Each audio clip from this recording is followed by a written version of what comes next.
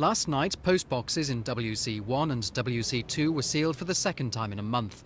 And this morning, post office staff were back on their picket lines. More than 1,000 walked out in a dispute over the use of casual labour.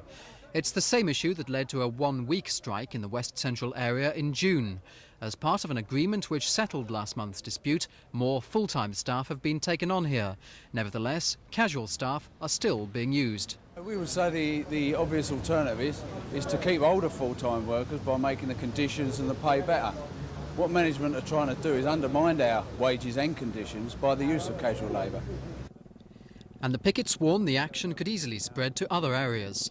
The effects of the strike began to bite immediately. Thousands of homes and businesses in central London can neither receive nor send out post unless they use post boxes in another area or make their own arrangements with private companies. It could also slow up the wheels of justice.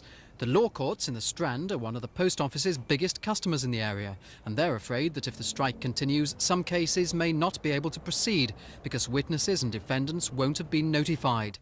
Post office management regard the strike as unnecessary and irresponsible.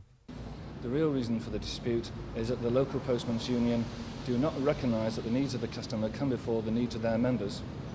They say that the use of casual labour over the last few days simply wasn't necessary. There wasn't the work for them to do.